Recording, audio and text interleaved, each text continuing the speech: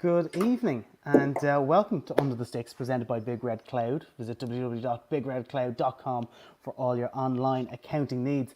I am Adam Redmond. I am not Andy McGeady. He is indisposed this evening, as is regular contributor Paul Williams. One of the internet providers in Cardiff seems to be out of commission. So we are here for Under the Sticks. Not to worry, we are still a foursome. I think our engagement rates may go down because one of our biggest supporters watching the live shows, Mr. Kyle Rees, is stepping in for Paul Williams. Kyle, welcome to Under the Sticks. Well, thank you very much. It's wonderful to be here and actually be able to say things and not get ignored by producer Adam when I shout stupid comments in the comment section. Not brilliant. Thanks very much. Wales. Oh, he's got the first one in. Look, Sean told you that. Sean set you up on that. Right, well, Kyle describes himself as an actor who just loves rugby, but we'll run through his Wikipedia a little later on. Joining us also is Kyle's partner in crime on the Tuesday Club podcast, Mr. Sean Holley. Sean, how are you? I'm good, thanks. Yeah, a bit hot, to be honest, Adam. It's been roasting like everybody else in the UK, I imagine, today. Really, really ridiculously hot in Wales. As you can see from my face, played golf today in a beautiful part of the world called Buryport near Llanelli, not far from the Scarlets ground. So it was a fabulous day. But I'm all right, mate. I'm all right. It is hot, though. But looking forward to tonight because we're going to be talking about a fast approach in return of Guinness Pro 14, and there is a lot to talk about in and around the other leagues as well. So exciting stuff. Yeah, somebody who knows an awful lot about sweating in hot conditions, but thankfully gets to sit back and watch the return of the Guinness Pro 14 with a beverage in hand. It's former Benetton captain and Italy second row, Dean Budd. Dean, I'm probably going to have to drop the former stuff sooner or later, haven't I? Yeah, it's gone. We're moving on. New times. It's been like days. New me. Yeah. But yeah, I mean, you could probably just name me as whingy little kid at the moment with following on from the heat. All I've done is literally whinge like a 5-year-old that didn't get any good presents on his birthday about how hot it is at the moment. Have you been playing as much golf as Sean, or what's your schedule like at the moment?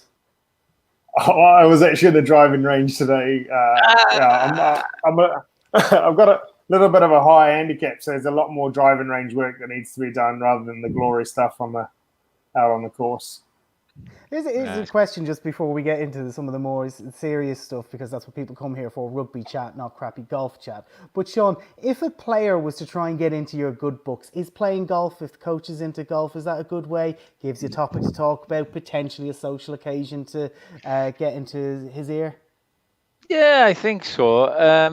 It's an acquired taste, isn't it, golf? The one thing about golf and professional rugby players is it can be construed two ways. One, it could be a recovery. So nothing wrong with having a game of golf and walk in to recover.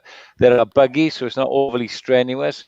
And it's not one of those that you, touch wood, get injured too much. So the conditioners might not like it. Me, I think it's a good social game. It's a good opportunity to meet stakeholders, supporters, businesses. You do a lot of business on the golf course. And of course, it's a good way of getting those businesses in. We would always have an Ospreys rugby day, a Scarlets rugby day, and players would play with, people who are sponsors or buy season tickets. So, yeah, I think it's a good thing. And then when you retire, it's good. It's a good way to keep together, to keep close. And there's a lot of boys that do play. Dean's then gone to the driving range, and I know a lot of the rugby players really enjoy playing it because it gets them out of the house.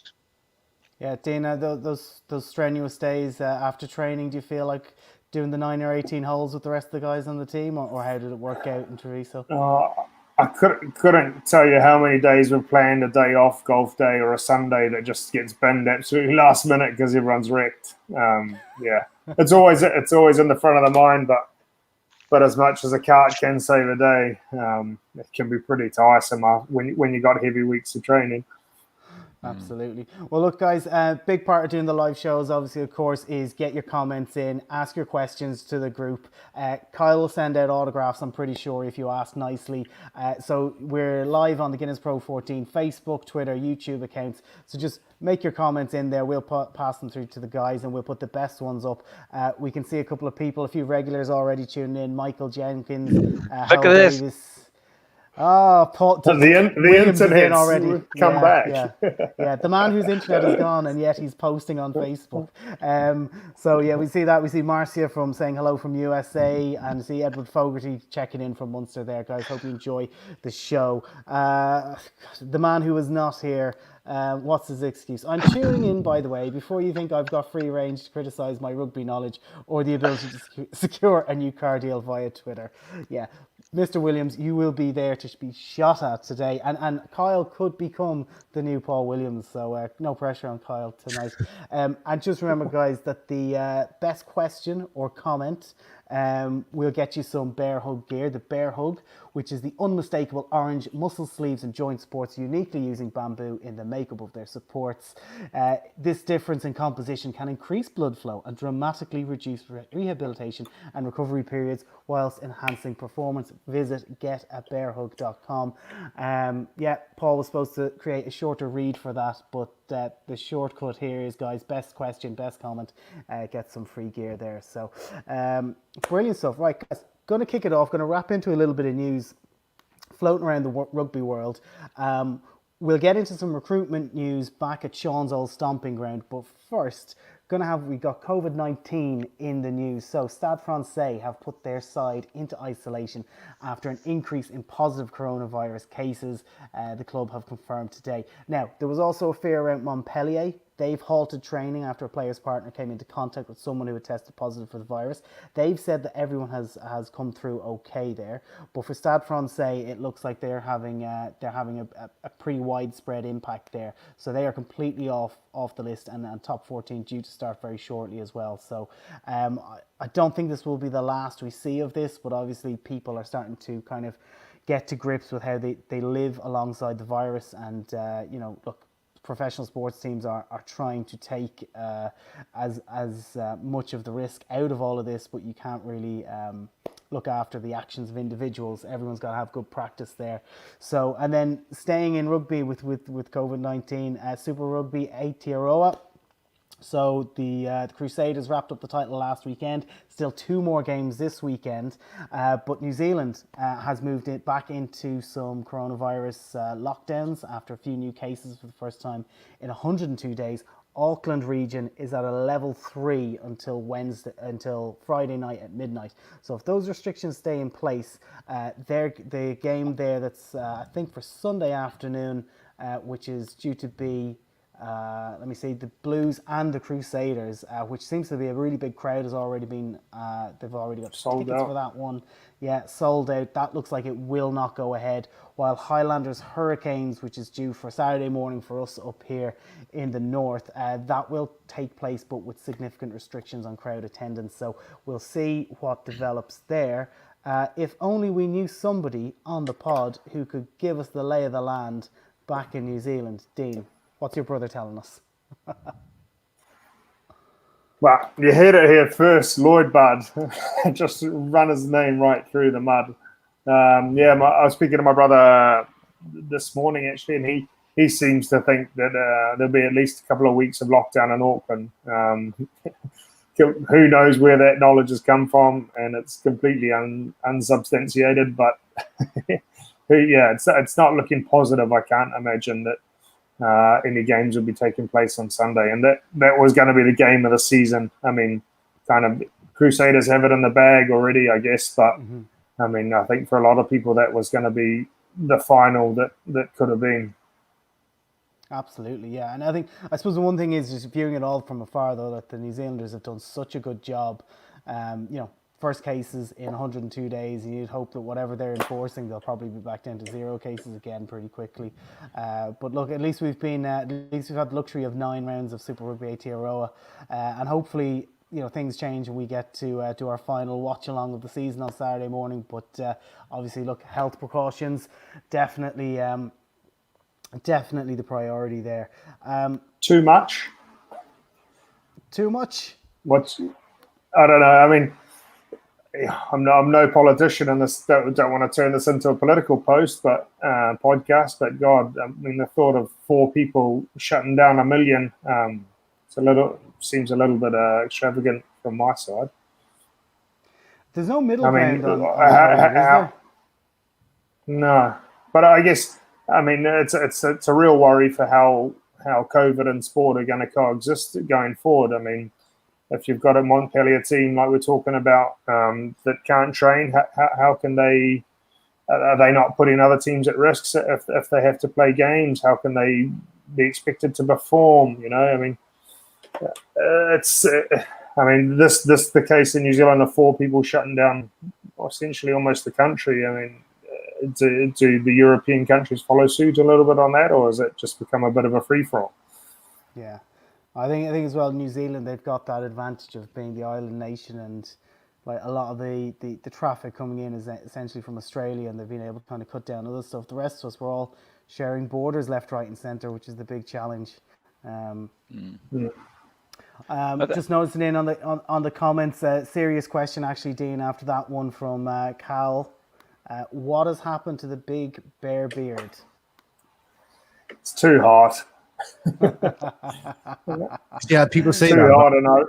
They always ask Kyle, do you get hot with that beard in the summer? And this beard makes me hot all year round. So I don't really understand. Are you talking about temperature, or are you talking about appeal? You know what I'm talking about, Adam. You know, I can see it on you. I can see a lovely beard on you, mate. I did have a Viking style beard at one stage, but they look great. But my God, there's some serious upkeep going on there. Oh yeah. And probably I'm putting the beard in because I'm making up for a lack of coverage elsewhere. Did you see that talking of COVID and the implications for Super Rugby and Top 14? That I think it was the English Premiership is due to start this weekend, and if you can't fulfil a fixture due to COVID cases, then it goes to a ratification by a board, and you lose 20-0. Yeah. So it's this is how we're having to coexist with it at the moment, and we're trying to get things going, aren't we? Trying to get games on. We're going to no crowds, but as Dean says, how do we coexist with the fans? Because he will know better than all of us what it's like playing in front of the crowds. And then you've had rugby league this week; they've had big issues. It's inevitable, I know, but we've got to try and get things going. But it seems that this is just one facet of our lives, and this is going to be mirrored in other facets, isn't it? If New Zealand have got a couple of cases, Cricky Moses, it was the safest place in the world 3 weeks ago to go. Yeah. I think the tough thing is as well, and you see it like, the Celtic player who's almost shut down football in Scotland. And so that game has been called off, even though he didn't contract the virus. He's travelled to Spain. He broke the regulations as such.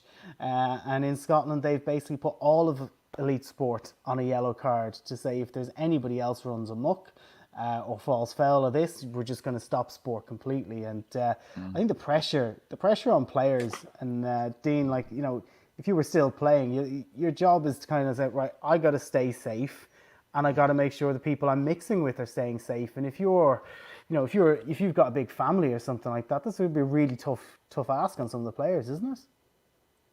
Yeah, I mean, if you've got family that's working and traveling and being exposed to potential things, yeah, I mean, where do you draw the line with your home life? You've got to live happy first and foremost. So, yeah, that's the whole thing. I think I think this season coming for us all is going to be a very interesting one in terms of how we do coexist and will the rules be fair and can sport continue like it always has, like we've always known it, or do we need to make some serious changes? I mean, I've been following the NBA, the bubble there. I mean, completely unrealistic to try and achieve something like that in rugby, I think, unless you're doing kind of brief kind of World Cup-esque kind of tournaments. But But yeah, I mean, I can imagine how hard it is for all of them, and even atmosphere-wise, I think they've done very cool with the virtual fans and everything like that Pretty good. to give it a bit more feel. But some of those game winners that the guys are hitting, which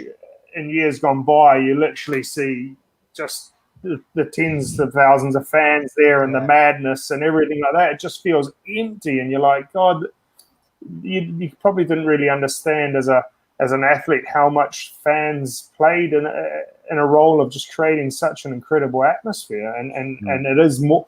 It's not just they are part of the game as much as the guys that are playing it. Yeah. Absolutely. Yeah. I just had a vision then. Ryan Jones tells a great story of. Do you remember that time when Wales stood up to the haka?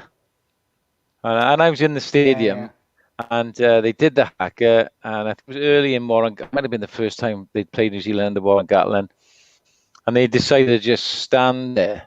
And Ryan Jones tells this story. He said, "What you can hear is 70,000 seats clattering down as people sit on their seats after the haka's finished." And he said, you hear that, quite vividly. And then when they realized that we were facing up against it, you could hear the 70,000 seats go clatter back up as everybody got back to their feet, Now, can you imagine Wales standing up to the haka when there's nobody in the Principality Stadium? Oh. It wouldn't have the same impact, would it?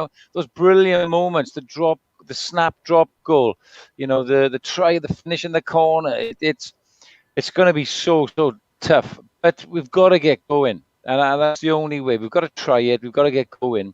And you referred there to the Celtic player. That you just can't trust people, can you?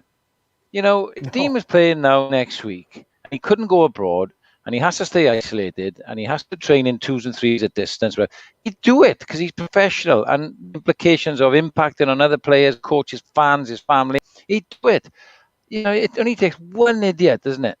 To break it. A selfish person, So there's my early rant. A lot of people with this pandemic, they have only seen things on the news or heard about people having cases, and they, when you see so much information coming from all the media outlets there are around the world now, you don't really feel connected to it until it happens, like you said, Sean, to you or to your family member.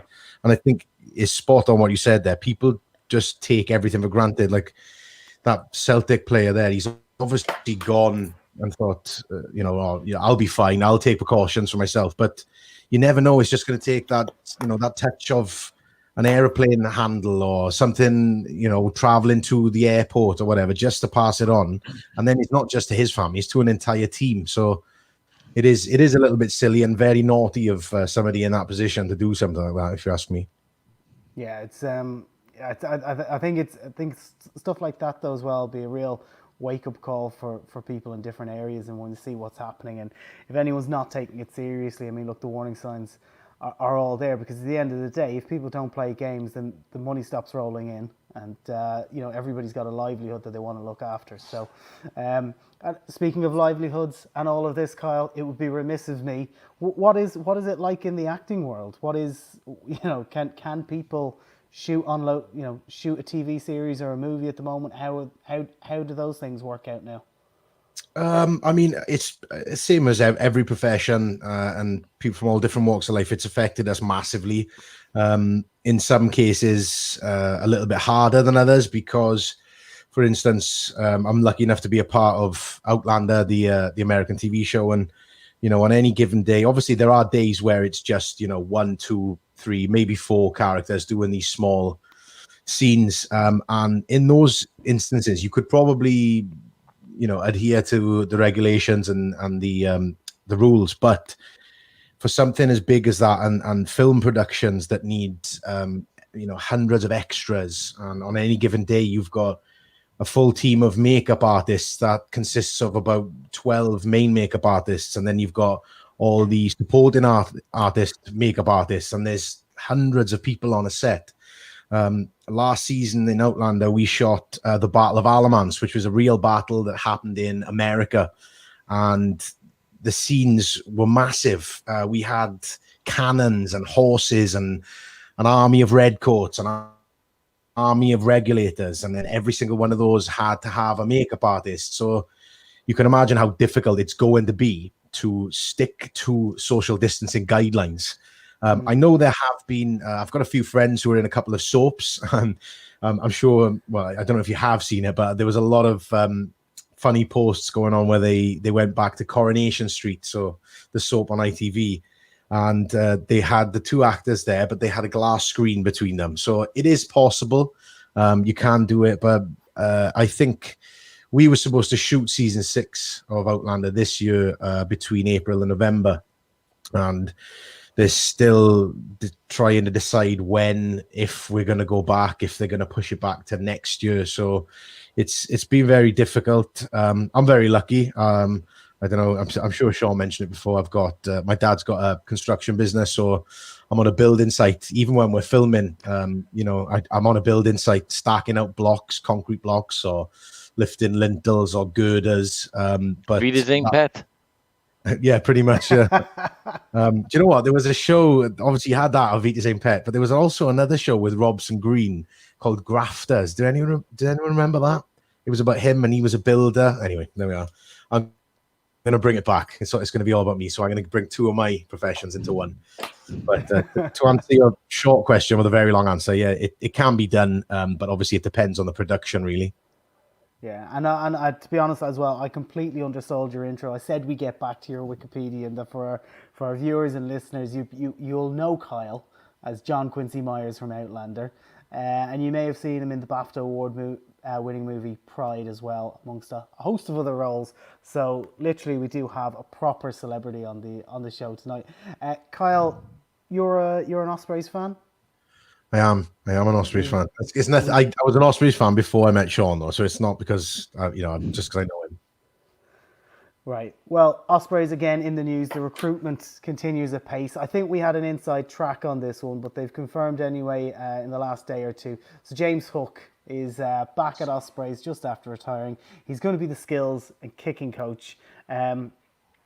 Paul's written about this in his column tomorrow, and he's a big fan of the move, as he would be. He's a big Ospreys fan for as a youngster. It's a very clever appointment from Tony Booth. Not only does Hook have a great CV, he has Ospreys DNA. Hook arguably sums up the Ospreys ethos better than anyone. Kyle, what do you make of keeping Hookie in there with the current crop? Well, I mean, obviously, we've had some brilliant 10s there at the Ospreys, and Hookie being one of them. And obviously, everyone knows he's had such a brilliant career with Wales, Lions, and Gloucester, and Perpignan. Yeah. So, he's finishing up. It wasn't the greatest end, the way he would have wanted to finish the career with the season ending so early. But at the moment, I couldn't think of anyone better. It's at home for him. It's what he's known. It's where he grew up. It's where he learned his trade. So I think it'll be a pretty good relationship there with him being the kicking coach. And also any 10s now in the academy coming through will just be chomping at the bit to try and get some time with him, or trying to prove their worth to get up into those, reserve teams or on the bench, just to be coached by Hookie, because he is a world-class 10, if you ask me, and a brilliant fullback as well. So, he can coach people in the best of both worlds there. And Dean, just from your point of view, like have you experienced it where former players have kind of come very quickly into the coaching setup? I mean, does it work out? Is it a good thing? How do you separate the guy you used to play with to the guy who's now maybe running a few drills, that type of thing? At Benetton, I guess our captain went straight into the director of sport. So Antonio. So that was yeah. So I mean, that was a massive step. The guy who I was just showering nude with a couple of weeks ago was then signing my contracts. So it was, yeah. I mean, you do. I mean, I've always been quite a respectful person, I guess. So you do acknowledge that role, but I think it's a cool thing. You give them that respect of what they've gone to, and you also have a good relationship with them to be able to work in a pretty effective manner. So I'm a big fan of those kind of transition people and coaching setups, because it also helps guys kind of not have as much. Well, a guy like Oops, I mean, big name and a famous guy for a young kid, but those guys that have maybe had 1 or 2 years with him feel a little bit more confident with him to speak with him and deal with him. I think it's a really good transition into getting messages through from players to coaching staff. Sean, take off your Ospreys hat, your James Hook hat. What's your take on bringing former players into the mix so quickly after they retire? Well, first of all, I'm going to have a go at Williams because James Hook, Osprey's DNA, he left us at the height of his career to go to France, then went to Gloucester, spent the best years of his rugby career away from the Ospreys. But I know what he's saying. James does have Osprey DNA because that's where he's grown up. That's where he started. He came back eventually to the Ospreys. And I think that particular one is a good appointment. I'll explain that in a minute. But in the main, it really depends on the individual. Nice one. In the main, it depends on the individual, I think. It's not an easy role. Dean will know this from working with coaches, is that you can't just expect to be a professional rugby player and then jump straight into the coaching jacket. And don't forget that a coach has spent years and years of hard graft, doing the hard yards and understanding what it takes to get there.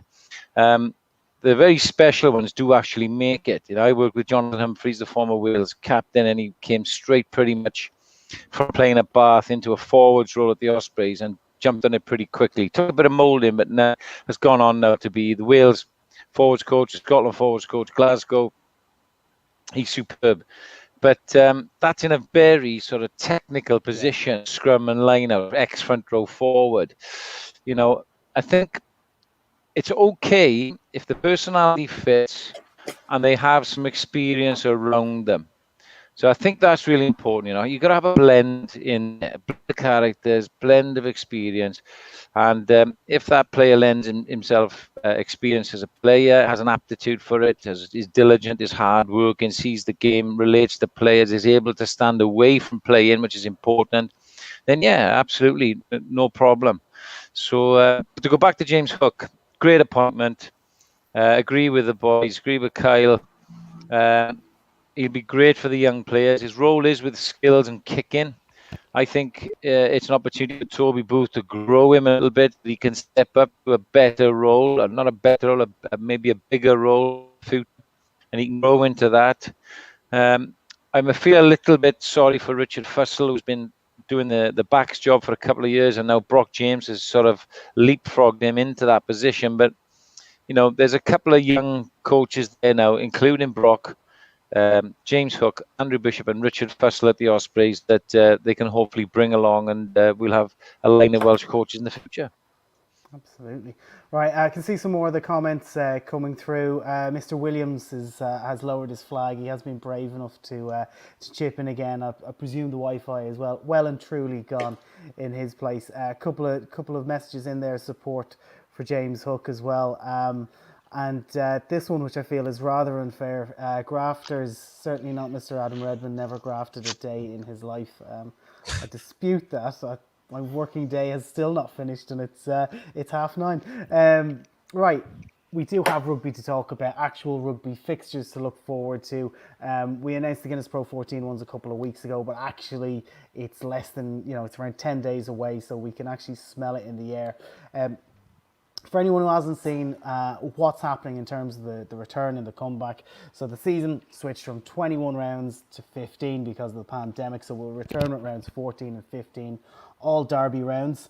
European qualification has been based off of round 13 and how it finished there, and then the teams here are playing for really just to make sure that the seeding for the semi-finals is in place. So we get 4 straight weeks, rounds 14, 15, then semi-finals and final.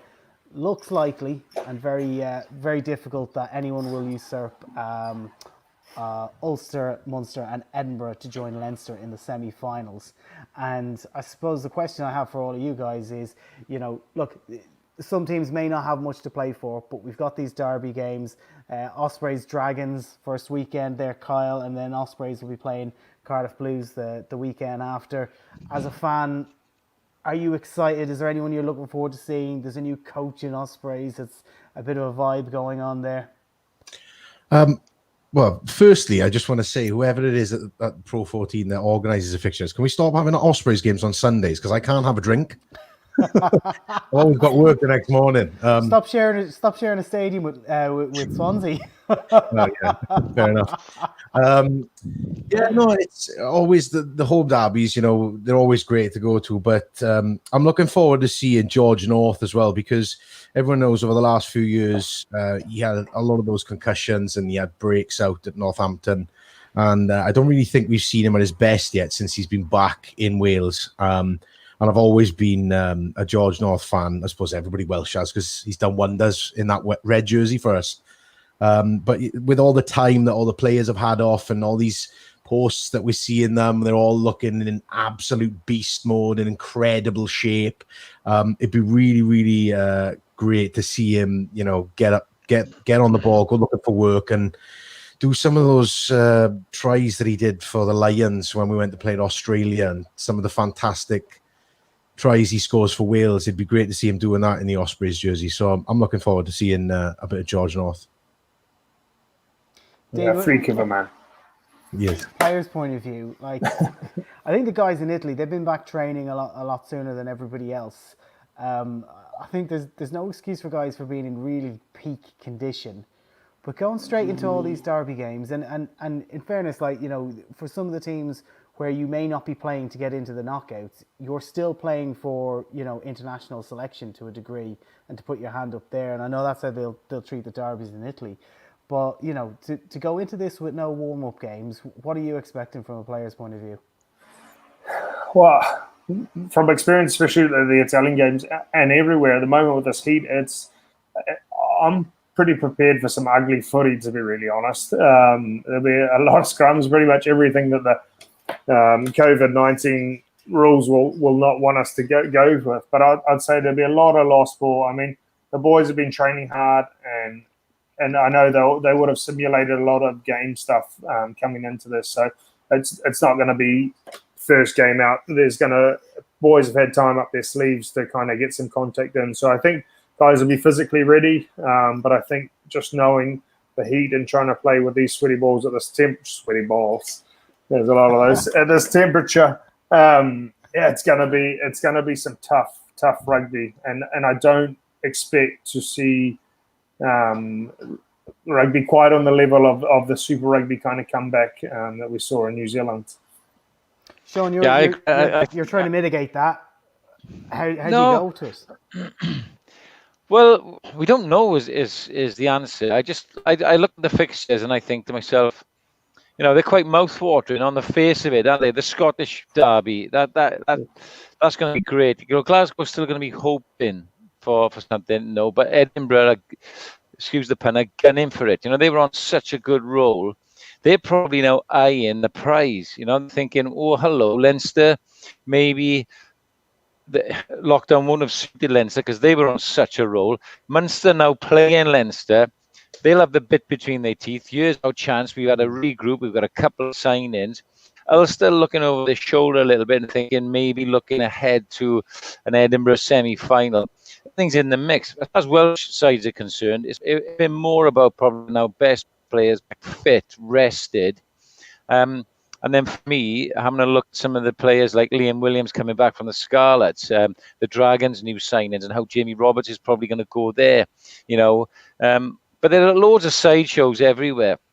The Italian sides, where are they now? Because they've really impressed over the last season or so. Danny Wilson coming into Glasgow, probably a bit early because of COVID.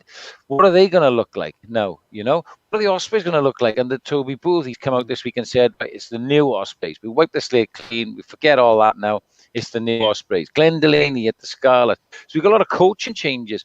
So I agree with Dean. I don't think it's going to be too pretty for a week or two. But come, what is it, October the 3rd, start of next season? Come then, you got to think about it. We've had a bit of a pre-season, albeit distanced. They'll have a couple of great pre-season games with huge competition. So the start of next season might just be great. That's what I'm hoping for anyway. Let's get all of the the rustiness out of us, in the sort of knockout stages or the last couple of games of this season and kick on into October. And here's a question from Rugby Mum. In Glasgow, teams won't be carrying injuries, but they might also be rusty. What's the better scenario there? Yeah, I think like Sean's saying, I mean, all bar kind of 5 or 6 teams, everyone's kind of prepping for next year. So there's probably going to be a lot of experimentation from a lot of teams, and people will be rusty. I mean, I think the last time guys would have booted up for a proper game environment would have been March. So it's a long time without some serious rugby. I mean, yeah, training's emulated it, and there's been the contact and everything, but until you really get that first kind of that hit out and that first kick off, all that emotion comes into it. I think we'll be rusty, and I think it will be a good thing because come October, that rust will be out of the system. Boys will be in absolute prime time nick, and it will be an exciting start to the real season. All right, before we make an effort to put the mockers on Edinburgh's title credentials, their official Twitter account wasn't very happy when I announced earlier on that we'd run them through the mill and see what they're up for. In terms of players, in terms of who you're looking forward to, Kyle's looking forward to seeing George North. Sean, Dean, type of players you're looking forward to, and Dean, anybody in Italy that we should be keeping an eye out for as well? I mean, there's a lot of young talent coming through Italy. And name-wise, I couldn't give you any much to go off right now, to be quite honest. But I know that Zebre signed a lot of real talent from the under-20s, and so has Benetton. And so, it really caught me off guard here without any names. But there are some young talents coming through Italian rugby, and that's kind of shown from the under-20s campaigns, having a lot of success. So I'll have an update with good couple of names for you next week. Dean straight into the group chat now, I'd say. I think there's a couple of things for different reasons for me to look. I want to have a look at Duan van der Merwe. I want to see whether or not the first part of the season was not a flash in the pan, because we know he's a quality player, but how is he gonna shape up? I mentioned Liam Williams there. It's a big year for some of these players with Lions. He's made the decision to come back to Scarlets. I'm looking forward to see some Liam Williams, but I'm looking forward to seeing some of the young players as well. So if you think of Leinster, Keelan Doris, Max Deegan, these sort of players, I like, for all that. I'm looking forward to seeing some of those guys. Will some of the new signings play for some of the other teams? We're yet to see if Snyman, Dealande's been training a bit, whether he's ready yet. It's another one for Munster. I'm looking forward to see the guys that joined the Dragons. How much of a difference will they make so soon? Well, that was lightning going off there behind me if you saw it. But it's nuts out here. So people like Jonah Holmes is signed from Leicester Tigers, I think, to the Dragons. Jamie Roberts, we mentioned. The Dragons All-Stars now, as we refer to them. When will we be calling them the Galacticos? Hey? And Nick Tompkins as well from Saracen. Nick Tompkins, come in as well. So be really interested to see some of those things come to fruition. And I know we mentioned him a lot on the pod. It's the first rest Alan Wynne-Jones has had in about 15 years. He's going to come back like RoboCop. He's going to be massive and he's going to be chomping at the bit. I'm really interested to see where Al is at, Absolutely. And, just looking at this as well, Kyle, I mean, you mentioned George North there from an Ospreys point of view. Who else do you like watching? I mean, we take the Welsh glasses off you for a second. Are there any of the Scottish, the Irish, the Italian lads you like to keep an eye on? I love Hoggy. I think he's an absolute brilliant player. We have met him a couple of times. He's a brilliant bloke. But I've always loved him. You always see I don't know, even though I was a prop, when I played, I was a prop. I'm not, I'm 6 foot and I'm tons of fun. But whenever I've watched it, like my favorite of all time rugby player is Yayan Evans, because I just used to love watching him scoring tries when I was growing up. So He's Welsh. I think, and he's Welsh, yeah. Well, obviously he's Welsh. I'm Welsh rugby. I got him there. No, I don't know. Yeah, I like Hoggy. I don't know. I don't really know, to be honest. You know, other than Welsh players and the Welsh teams, I don't really take much interest. I like Kilcoyne. I think he's a brilliant player. And Tag, is it Tag or Tad? Tig. Sorry, my bad. For long, he's. I'd like to be the same shape as him, because he can shift about, and you see him trucking the ball up the field, and it sometimes takes 4 or 5 players to stop him. But yeah. I'm looking forward to just seeing the Pro 14 back in general. I do have a little bit of, what is it going to be like? We just mentioned there, and Dean was saying that people are going to be rusty. But I've just spent we've all spent the last 7 or 8 weeks watching those guys over there in New Zealand. And what's it going to be like watching up here now? It's going to be like watching rugby in a little bit of a slower motion, or, with the conditions we have here now. And I don't know. I'm looking forward to it. I'm looking forward to see them all back, but I just hope it's exciting. And like Sean said, some of these younger boys, maybe we'll get to see some of them coming out and playing.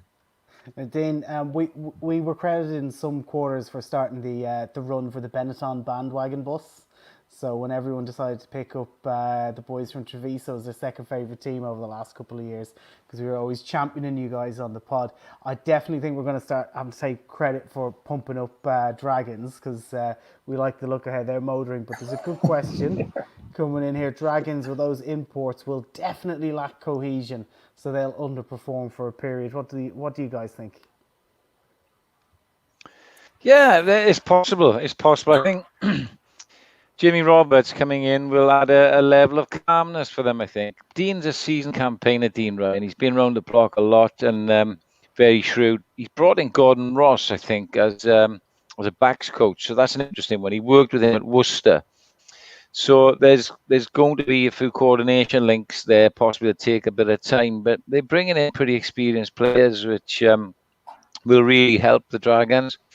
So it'll be interesting to see. I'll be working on the TV for that Ospreys Dragons game, so I'm really intrigued to see just how they shape up, because we just don't know. As Dean was saying, we just really don't know how they've been able to train. This is all the teams know. How do you train in that early part of lockdown distance? How can you get any meaningful contact practice going in? So, it could be drills and spills. It could be a nightmare, but we have to probably look at it and see if for what it is. Look, let's give these guys a bit of time. I don't think it'll take them too long. Dean will tell you that's why you have a couple of pre-season games. I never liked it when I was coaching, us having more than really 2 pre-season games. I didn't like it. I thought we played enough rugby in the season. We'd play a team where we could put a squad team out, and then we'd go full bag, the real good side, to have a hit that week before. And I think players accept that. Look, we play enough games in the season. Do you agree? Yeah, no, I think that's spot on. When you start, by the second one, you're ready to go. And there's no need to be playing any more rugby nowadays than you need to be. So yeah, with the intensity of pre-seasons and those 2 games, I think everyone will be ready to go. Yeah. Right. Boys, we're going to move on. Next topic, the big one that Edinburgh fans do not want us to talk about. And luckily that Williams isn't on, because his vote of confidence is the kiss of death for any player or a team. Just go through his Twitter account. Anytime he gives somebody the backing, they nosedive, something terrible happens. I think he gave the general planet a thumbs up, and then COVID just bang straight in. Such is his predictability curse. Just want to look at some of the teams over the next couple of weeks. We're looking at Leinster, Munster, Edinburgh and Ulster, the likely semi-finalists. And we'll leave Leinster to the last one. But just for tonight, let's just talk a little bit about Edinburgh here, guys. Because what Richard Cockrell, I think we've all recognised what Richard Cockrell's done there in the last couple of years, because they were just really hanging around the bottom end of the league table. There was no identity, there was no culture really at the club. He's changed all that round, but you're at a stage now, rubber hits the road. you got to just put in 2 good performances against Glasgow, and then they've got a semi-final and maybe a final to look forward to. How do they go about it? How do they beat a Leinster? How do they beat a Munster? When it comes to a knockout game. Well, for my money, I fancy Edinburgh to win it now. I know it would have been obviously Leinster all the way, and you could argue that Leinster deserve it because they've just been fantastic. But this lockdown thing can have done a very funny thing. I like Richard Cockrell, coached against him a lot, and I like what he's done with this Edinburgh team. I just think their curve has been gradually going along nicely.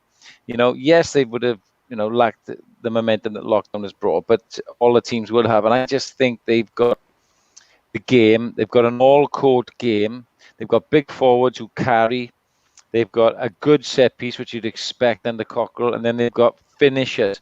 They may be the one question is, have they got the halfbacks that can really dictate the biggest games against the biggest sides like Leinster, who can cut you, on one mistake. But I think it would mean Leinster having an off day, and then Cockrell sides, they can push you to have those off days, trust me, because they can be in your face, stay in the game, defend very well, be difficult in set piece. So I think they have the game on the day to do it. Leinster would be runaway favourites. And then, I would like to see, personally, Edinburgh in the final against Leinster just to see how they go.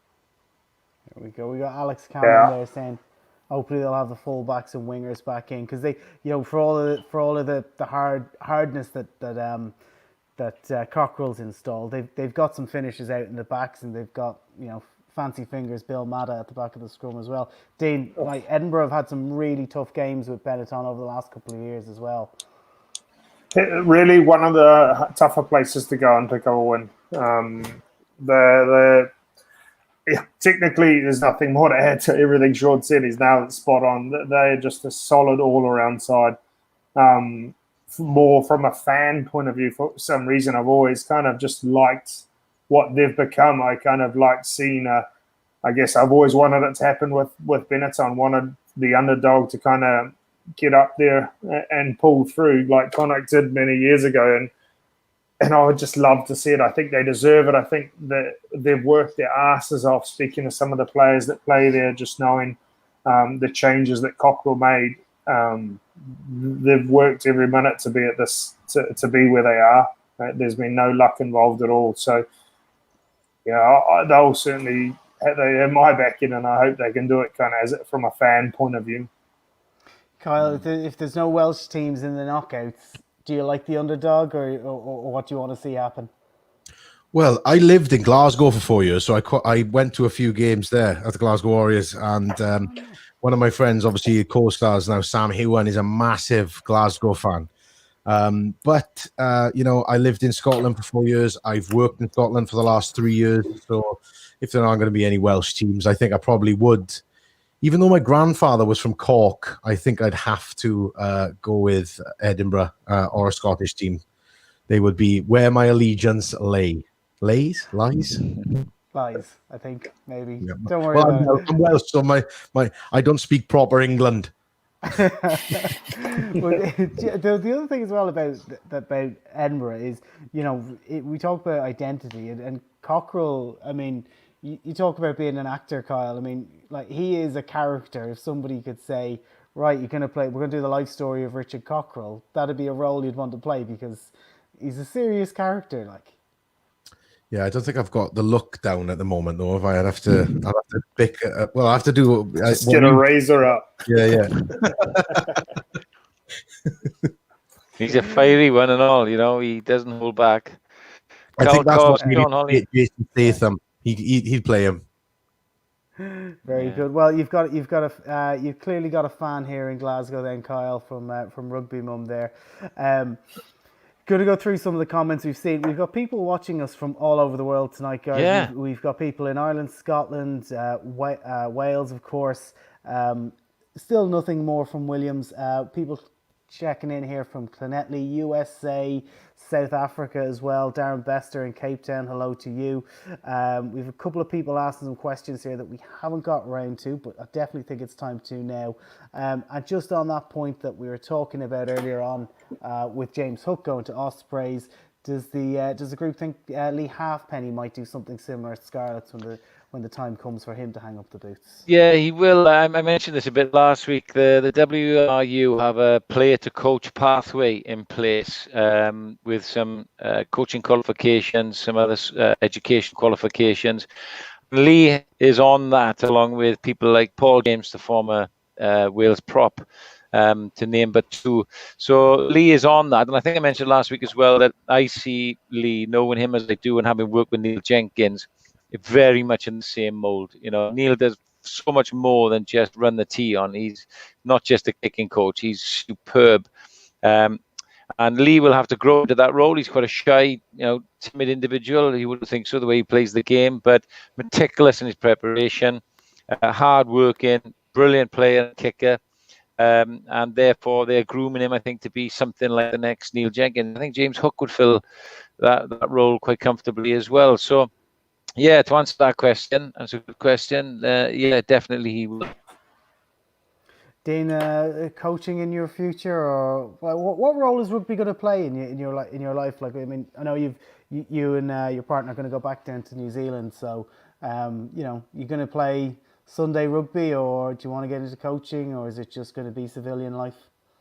I would like to get into coaching. I've always kind of said it, but I've always said that I need to kind of get out of the environment a little bit. I think just need a bit of a refresh personally from rugby. It can get on top of you sometimes. So I'd like to get out, and I'd also like to learn a lot more. I think I've gathered a lot of knowledge over the years, but I'd really like to spend some time with some super teams, and even maybe while I'm here to get around a bit of Europe, just to learn and see how things are done in other environments. I mean, it's been 8 years with Benetton. You kind of, that's all you know. Certainly learned how not to do things quite often at Benetton, but that doesn't always mean that I know how to do them just because I know the other side of it. So I'd like to get around and see some championship teams, and I would love to get back into rugby one day. I think I can make change. Happy days. Sounds good. Good for you. We've had a couple of questions. Harley Worthy was talking about Blues. What disadvantage will they be at not being able to play their home games at the Arms Park? But Alex Cameron there just throwing in, we've seen in football how having no crowds has been a benefit for the away teams. So effectively, when Kyle is not in the crowd screaming for Wales or screaming for Ospreys, or when he's moonlighting as a Glasgow Warriors fan, the away team may have an advantage here. I think, like, Dean, I suppose it's a good question. Like, you guys had a growing crowd over the last couple of years in Treviso, when you start hitting a bit more form and things like that. And you could tell in some of the games that it definitely has some sort of impact. But I mean, that's just from the outside looking in. What's it like when you're out on the pitch and you can feel the crowd are with you? I think we noted on it earlier, and Sean speaking about, I mean, not that we have had 70,000 people at a Benetton game. I think maybe we get about 5, but it just, you feel it. I mean, it's not something conscious, I would never say. I don't think many moments I would have thought, oh God, I can feel the crowd, let's go. But it's something when you're running out onto the field and you look up and see it, it kind of just subconsciously, it's always there and is always giving you that little extra stimulus, I reckon. And what do you think, if you had to then go in, like, you guys pulled off some good results of the RDS against Leinster in the last couple of years. Like, there was a draw, there was a win, even the European loss was a good performance in there. But if somebody said to you, right, you're going to get to play Leinster in Dublin, but they're not going to have a crowd, would you fancy your chances more, or how would you feel about that? Like, I would always want a crowd, like noted earlier. It creates something. It gets you. It really ups your focus. So, I mean, from our Leinster games, I'd love a packed house as well. I mean, it didn't seem to affect us for some reason. There were probably because they put out their second team, but we won't talk about that. But crowds. You need crowds. I couldn't stress that anymore. Hey, Kyle, what type of fan are you in the stands? Are you as vocal as you are on social media? Are you aggressive towards the visiting team? Are you just heart and soul for the home team? What's your approach? Because Sean's nodding there. I'm not. I can't say that I'm not aggressive. I can't say that I am not compassionate. I feel I'm a very sensitive person. Okay, my dad has always said you're just like your mother. You're so sensitive. I literally feel, especially with Wales. Okay, I feel every emotion. If we lose a game, it doesn't matter who it's against. If it's the whole rivalry thing between Wales and England, and it hurts if we lose against England as much as it would. Oh my god, I don't want to talk about it. It hurts if we lose against someone like Tonga as much as it hurts against England. There we are. That's what I'm trying to say. So as a fan, if there's no alcohol involved, I'll probably be, yes sir, no sir, yeah, well done, good sport, well done, jolly chap, and all that. But then international day.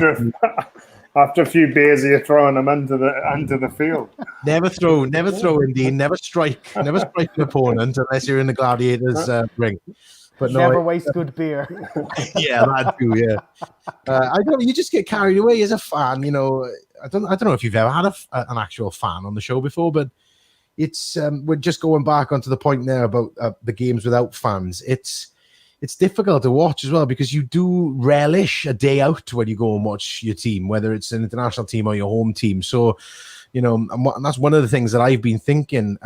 The first game that I saw was one of the Australian games, and I thought, oh, I can hear a crowd. They must be all right, like New Zealand. And then I was looking, and there was no. I was like, what's this going on? And they've played those. And one of the questions I asked somebody was, is that on the speakers in the stadium for the players? Do they need to hear that as much as, well, not as much as the fans, because we're the ones making the noise. So yeah, it's I'm quite jealous that they get to go back to the stadiums before us, but I can understand why, because we'll have that second wave. But yeah, I'm a nice fan, let's put it that way. I'm a passionate fan. Here's a question for you. And by the way, you're not the first fan we've had on the show, because Williams is essentially the fan on the show. He's the fan's voice. We have the fan's voice, we have the player's voice, we have the coach's voice. And can unfortunately, you don't have a professional host like Andy McGeady tonight. But Kyle, have you ever gone to a game and felt like, and I'd say if you've gone to a Wales game and you've gone, the roof's closed and the atmosphere is like that, have you ever walked away from a game thinking the crowd has helped us win that game? Have you ever thought that you've, the whole thing is like, oh, play your part as a fan, all this sort of stuff. But have you ever actually been in the game and you think, yeah, fans made a difference there? Yeah, I have. And I've spoken about this many times in different conversations. I'm sorry, but I think it was 2016, Ireland v Wales in Cardiff.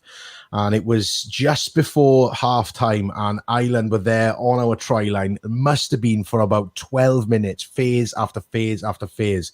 And I was sat right in the corner flag there. And by the end of that, I'd lost my voice. And I'm very vocal, and I'll get up. And if people behind me aren't singing songs or shouting, Wales, Wales, Wales, Wales, then I will get up and I will force people up. And I will always say this to the day that I started the stadium shouting Wales, and I kept them going for 12 minutes, and Wales didn't break. The defense was incredible, and they held out, and Ireland didn't score. So I really do believe that fans do. It's like Dean was saying, sometimes you go in and you don't necessarily pay attention because you're focused on the game.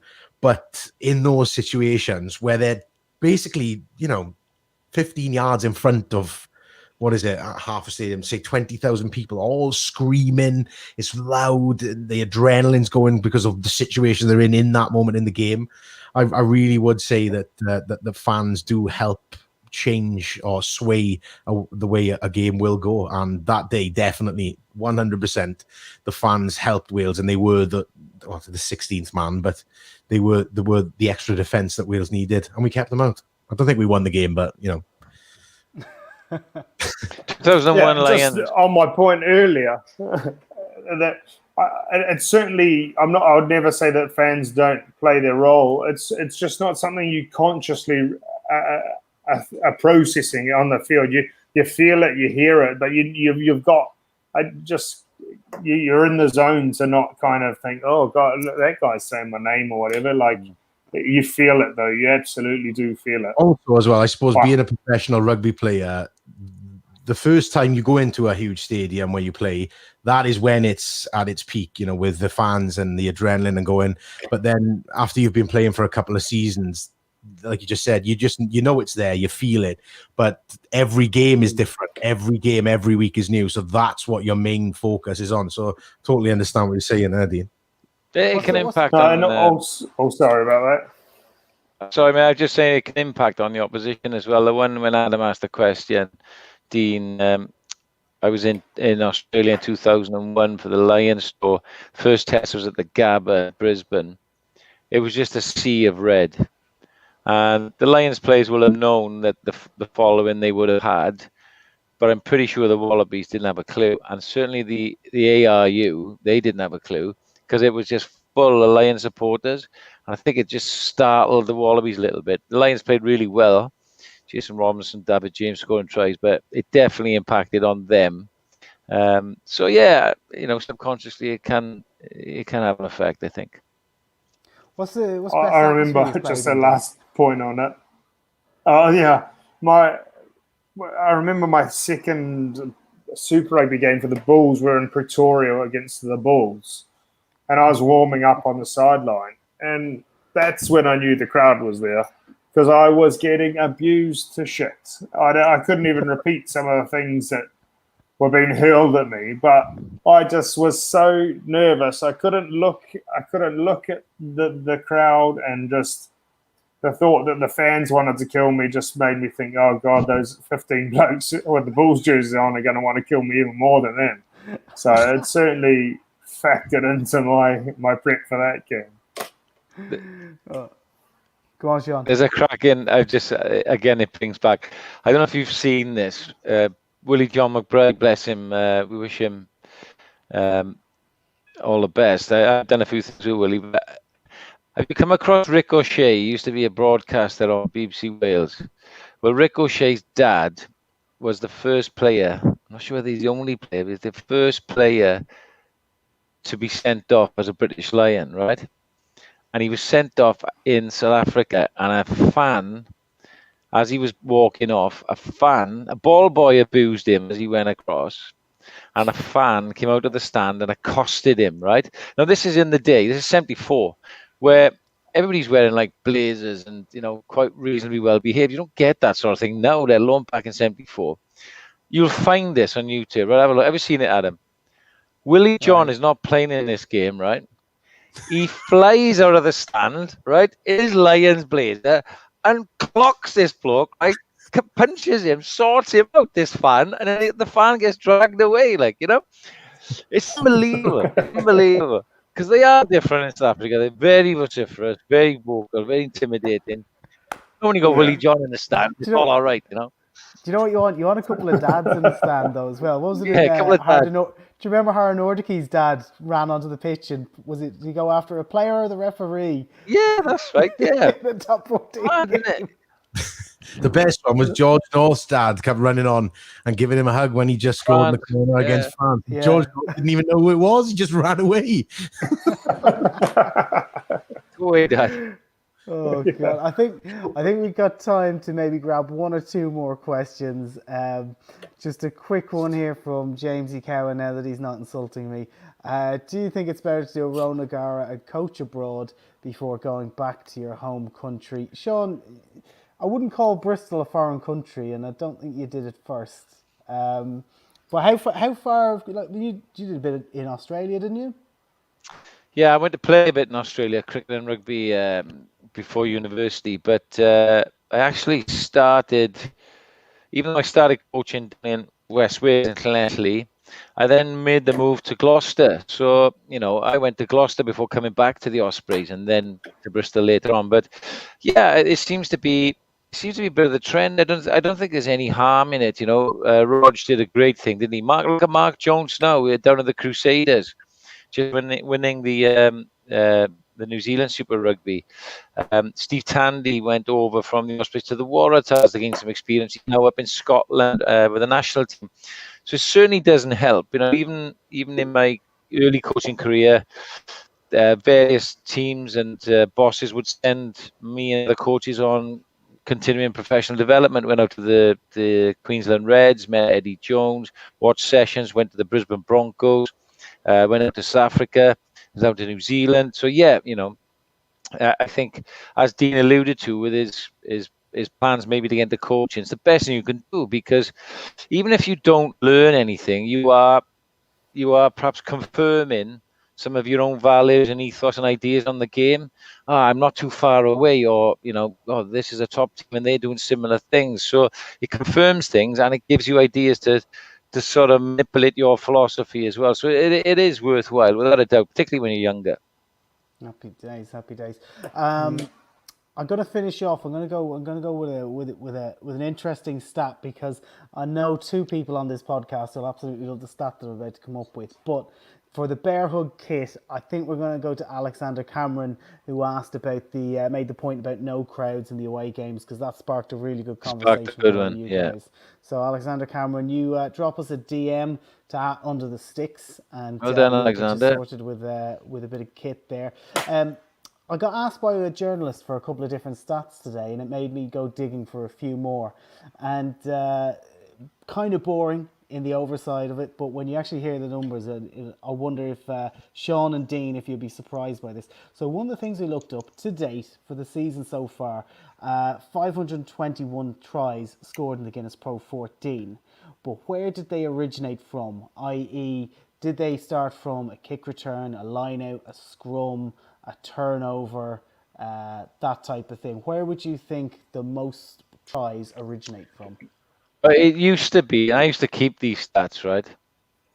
I used to keep these stats religiously. It's still, it would normally be the most tries would come from a line out.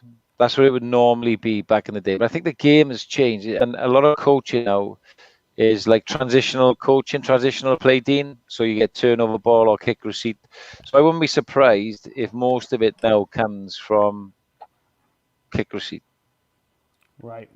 I'm going to give you the stat. Oh, Dean, what's it? I'd say turnover. Just turnover. Was turnover an option? Yeah. Turnover is an option. Steals and stuff like that. Transitional stuff. It's very similar, but turnovers, I mean, you see a lot of tries come very quickly off turnovers, and I'd say probably Leinster's pretty sharp at that. Probably scoring the most tries. Let me tell you, right, so out of the 500 plus tries, 263 have been scored off lineouts. Yeah, there you go. That's still the original. Then. Yeah, there you go. And Dean Benetton up there, 20 of their 36 have come from lineouts. Leinster, 36 from their 68 have come from lineouts. Cheetahs score a ton off their lineouts as well. But interestingly, on the turnovers, most teams kind of like, 5 or less, apart from Ulster, who we'll talk about next week. Ulster, 10 tries scored off turnovers out of their 46, and 21 from the lineout. So yeah, 75% of their tries coming from turnovers and lineouts. So it's worth saying that, though, for our listeners who are interested in stats like me, that's where the first possession originates from. So the lineout could be a drive, one phase try. It could be a back play, bump, tackle in the corner, come back forward, roll over, second phase. It could be 15 phases that they built in the 22 from the original lineup. It's the first possession startup. That's what you're saying, isn't it? Yeah, absolutely. So I'll probably have to drill down on those numbers and see are these 20 plus phases from lineouts, or what are they? So I would suggest that the highest percentage from those lineout tries will be scored between 1 and 3 phases. There you go. Again, what are we saying? The first name on the team sheet for Sean Holley is the second row. There you go. Dean, I hope you got paid I hope you got paid as well as Dean makes out the value of a good international second row as well. There was a stat put up by Esports Eve. I think they did highest paid players in England and the Pro 14. And it was second rows, but it did exclude Italy, which I can confirm if it included Italy, we would have very much lowered that stat. But yeah, they were the highest paid on this thing I saw on eSportif's agency site. Very good, very good. So the subtext is there from Dean is don't ask him for a lend of any cash. So, no, so definitely. Kyle, has your dad got any jobs going for Dean while he's still in the UK? You know I'm what? next in line. We're looking for a strong labourer. Well, Sean, you don't have to mix plaster yet, so Dean, you might be in with a shout. Awesome. Amen. Good stuff. Right, I think that's enough for tonight. We're going to wrap it up. I want to say a massive, massive thank you to Kyle Rees for making a bit of time to come on and join us, because we obviously with a late pull out with Mr. Williams, thanks to the internet dropping. So Kyle, the great thing is you have your professional setup from the Tuesday Club all ready to ramp up into action. So thanks so much for joining us. Again, Dean, Sean, as always, it's a pleasure talking to you. To everybody who continues to watch live and to the thousands who listen in on the podcast, thank you very much for your support. And thanks so much to all the people who interact and make the comments. You know, you really helped to spark some of the conversation as we talked about tonight. But for the moment, hopefully, we'll have one more Super Rugby Aotearoa watch along on Saturday morning, but according to Dean's brother, that may not be the case. So let's watch this space. So once again, thanks to everybody for watching, and thanks to those of you who have probably just finished listening, maybe on Thursday or Friday afternoon. We'll see you again soon. He called me cheetah, ooh, cheetah, alla mama cheetah.